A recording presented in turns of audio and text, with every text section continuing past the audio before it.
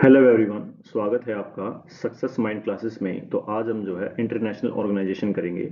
काफ़ी important topic है। तो चलिए स्टार्ट करते हैं बिना किसी देरी के। पहला है फाइनेंशियल एक्शन टास्क फोर्स। तो ये क्या होता है, ज़रा इसको देखते हैं डिटेल में। तो जो फाइनेंशियल एक्शन टास्क फोर्स जो होती है, उसका काम होता है जो मनी लॉन्ड्रिंग है या टेररिस्ट को जो फाइनेंस करते हैं उससे लड़ना या उसको कॉम्बैट करना। ठीक है।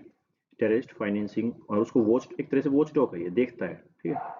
और इसको सेटअप किया गया था 1989 में। और इसके अलावा बात करें तो ये G7 की जब मीटिंग हुई तो ये पेरिस के अंदर, तो ये वहाँ से ये निकली है। ठीक है, एजेंसी। तो मैंने ऑब्जेक्टिव आपको बताया कि कॉम्बैट करती है मनी लॉन्ड्रिंग से। हेडक्वार्टर की बात करें तो पेरिस में है, जो कि फ्रांस में। और इंडिया की बात करें तो इंडिया जो है ऑब्जर्वर था 2006 में, और फुल मेंबर बना 2010 में। नेक्स्ट है इंटरनेशनल सोलर अलायंस, अंतर्राष्ट्रीय सौर गठबंधन।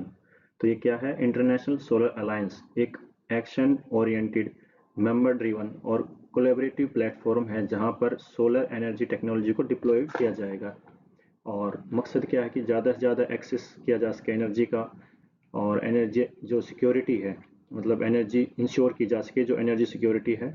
और एनर्जी ट्रांजिशन हो सके एक जगह से दूसरी जगह। हेडक्वार्टर इसका गुरुग्राम में है, और जितने भी यूनाइटेड नेशन के मेंबर हैं वो सब इस प्लेटफॉर्म को ज्वाइन कर सकते हैं। नेक्स्ट है हमारा NATO, Northern Atlantic Treaty of Organization. आपने नाम काफ़ी बार सुना होगा हाल फिलहाल के सालों में, क्योंकि जो युद्ध चल रहा है रशिया और यूक्रेन के बीच, वो नाटो के कुछ देश जैसे यूएसए और ये यूरोपियन कंट्रीज जो हैं, अगर इसकी बात करें तो नाटो क्या है? एक मिलिट्री अलायंस है। और इसको वॉशिंगटन ट्रीटी भी कहा जाता है, जिसको अगर बात करें इसका फाउंडेशन की कब बना था, ये 1949 में यूनाइटेड स्टेट के अंदर। और बहुत सारी कंट्रीज मिलकर, जैसे कनाडा या वेस्टर्न यूरोप जैसे फ्रांस, इंग्लैंड, जर्मनी, तो ये सभी इकट्ठा हुए और एक सिक्योरिटी अलायंस बनाया। किसके अगेंस्ट? सोवियत संघ के अगेंस्ट। हाल फिलहाल में फिनलैंड और स्वीडन ने ज्वाइन किया है नाटो को, और इसका हेडक्वार्टर कहाँ है? ब्रुसेल, बेल्जियम में। नेक्स्ट है हमारा इंटरनेशनल मॉनेटरी फंड, अंतर्राष्ट्रीय मुद्रा कोष। जैसा कि इसका फंक्शन है कि ये फाइनेंशियल असिस्टेंट प्रोवाइड करता है उन मेंबर्स को जिनका बैलेंस ऑफ पेमेंट प्रॉब्लम में है। बात करें बैलेंस ऑफ पेमेंट की, जैसे इंपोर्ट या एक्सपोर्ट। मान लो अगर इंपोर्ट के लिए पैसे नहीं हैं, तो जो भी, जैसे मान लो क्रूड ऑयल खरीदना है, तो ऑब्वियसली बात है बैलेंस ऑफ पेमेंट खराब हो सकता है।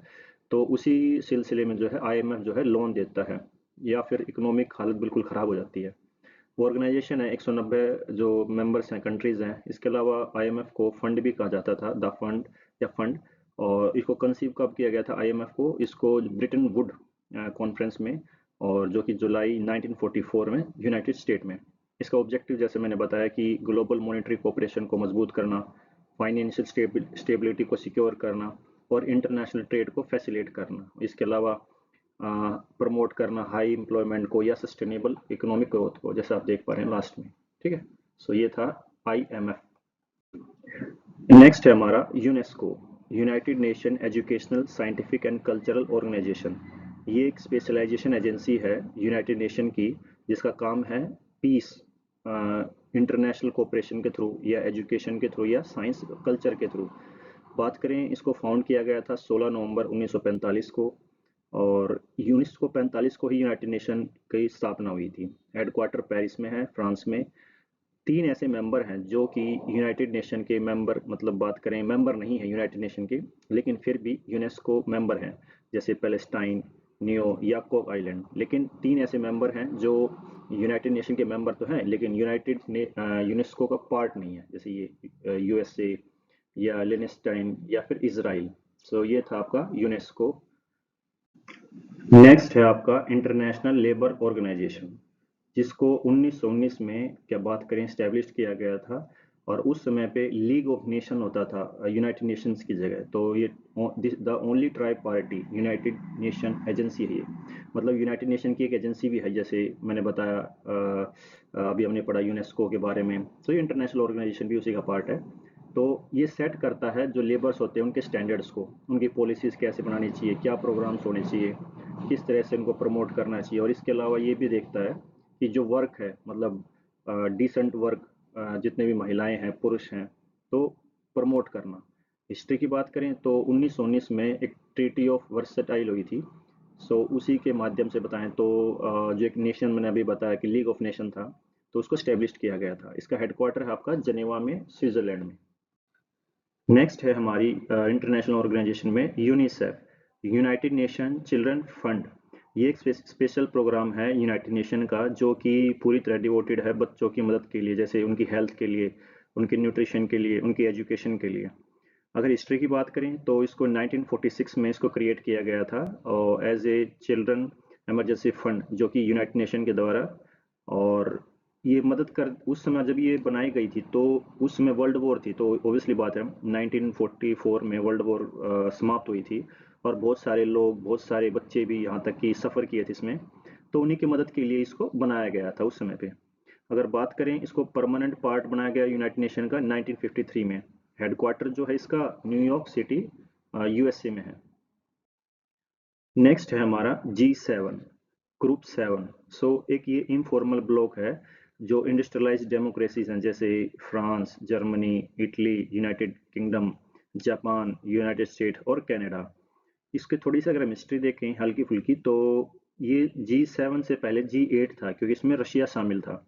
लेकिन जैसे ही रशिया ने क्रीमिया को मतलब 2014 में इसको मतलब एनेक्स किया, तब रशिया को इन कंट्रीज ने G8 से निकाल दिया, तो ये G7 बन गया। तो आप देख सकते हैं इसमें अब कंट्री यही रह रही हैं जो मैंने अभी आपको बताया, France, Germany, Italy, United kingdom, Japan, United state और कनाडा। इसका मकसद क्या है? ये ग्लोबल इकोनॉमिक जो गवर्नेंस है उसको डिस्कस करती है, जो भी कॉमन इंटरेस्ट होते हैं, इंटरनेशनल सिक्योरिटी को, मतलब एज ए डिस्कशन प्लेटफॉर्म मान लो इसको, ठीक है। मतलब जो डेवलप्ड कंट्रीज हैं, सो एनर्जी पॉलिसीज में देखती है। तो हिस्ट्री मैंने आपको बताया। और इसको बात करें, इसको क्रिएट कब किया गया था या कब, तो 1973 में जब ऑयल क्राइसिस एकदम से आ गए, तब ये जो है इसको स्टैब्लिश किया गया था। और जो डिफरेंट डिफरेंट बात करें कंट्रीज़ के फाइनेंस मिनिस्टर थे, उनकी इनफॉर्मल मीटिंग हुई, तब वहाँ से ये इसका कह सकते हैं बर्थ होता है, इसका क्रिएशन होता है।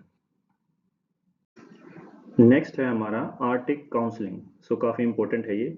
जैसा आप मैप में देख पा रहे हैं, सो ये है आर्टिक ओशन और इसके आसपास कंट्रीज़ हैं, यूनाइटेड स्टेट है, Canada, Denmark, Sweden, Norway, Russia. So ये पूरा सर्कल है। ये बताते हैं कि इसमें काफ़ी जो नेचुरल रिसोर्स रिच एरिया भी है ये। और अभी ग्लोबल वार्मिंग की वजह से यहाँ की जो बर्फ़ है वो भी पिघल गई है और अब ये एक रूट की तरह इमर्ज हो गया है। तो अब बहुत सारे देशों का यहाँ पे अब इंटरेस्ट जो है काफ़ी ज़्यादा बढ़ गया है। तो अब ये भी न्यूज़ में था, तो चलो देखते हैं क्या है ये। आर्टिक काउंसिलिंग जो है एक लीडिंग इंटर गवर्नमेंटल फॉर्म है जो प्रमोट करता है कोऑपरेशन, कोऑर्डिनेशन और इंटरेक्शन। अलग अलग जो आर्टिक स्टेट हैं, जो अभी मैंने बताया आपको, और इंडिजिनस कम्युनिटीज़ हैं यहाँ पर। इसके अलावा बात करें यहाँ पे, तो इसका मेन इशू ये है कि जो सस्टेनेबल डेवलपमेंट की जा सके और इन्वायरमेंटल को प्रोटेक्ट किया जा सके, जो आर्टिक के पास जैसे पोलर बियर्स हैं आपके, ठीक है, और भी अलग अलग एनिमल्स हैं यहाँ पे। मेंबर्स मैंने आपको डिस्कस किया ही है कि भाई Canada, Denmark, Finland, Norway, Russia, Sweden और यूनाइटेड स्टेट। और बात करें इसको स्टैब्लिश की, तो इसको 19 सितंबर 1996 को इसको स्टैब्लिश किया गया। नेक्स्ट है आपका वर्ल्ड हेल्थ ऑर्गेनाइजेशन, जिसे WHO कहा जाता है। ये भी यूनाइटेड नेशन की एक स्पेशलाइज्ड एजेंसी है, जो कि हेल्थ पर्पस के लिए इसको फाउंड किया गया था 1948 में। अगर बात करें, ये एक इंटर गवर्नमेंटल ऑर्गेनाइजेशन है जो काम करती है कोलेब्रेशन के साथ, डिफरेंट डिफरेंट जो मेंबर स्टेट होते हैं यूनाइटेड नेशन के। और किसके थ्रू करती है? ये मिनिस्ट्री ऑफ हेल्थ। हेडक्वार्टर की बात करें तो जनेवा में है, स्विट्जरलैंड में। और 94 मेंबर्स, मतलब जो कंट्रीज़ हैं, स्टेट हैं, जिसमें से 150 कंट्रीज़ का, मतलब 150 कंट्रीज़ में WHO का ऑफिस है और 6 रीजनल ऑफिस हैं इसके। और इसकी बात करें, इसने ने जो फंक्शन स्टार्ट किया था अप्रैल 1948 में। और अब इसी जो अप्रैल है, जैसे अप्रैल 7 है, अब इसी को वर्ल्ड हेल्थ डे के नाम से भी सेलिब्रेट किया जाता है। तो ये थे आपके इंटरनेशनल ऑर्गेनाइजेशन। इसमें मैंने फर्स्ट पार्ट बनाया इसका, और इसके जो बच गए हैं अभी इंटरनेशनल ऑर्गेनाइजेशन जो भी हैं, उसको मैं नेक्स्ट पार्ट में इसमें कंप्लीट करूंगा। सो आई होप दैट आपको ये जो मैंने सेशन लिए हैं या जो भी हैं, आपको समझ में आए होंगे, और इसको रिवाइज कीजिए और अपने जो भी एग्जाम्स होंगे उसमें अप्लाई कीजिए। Thank you.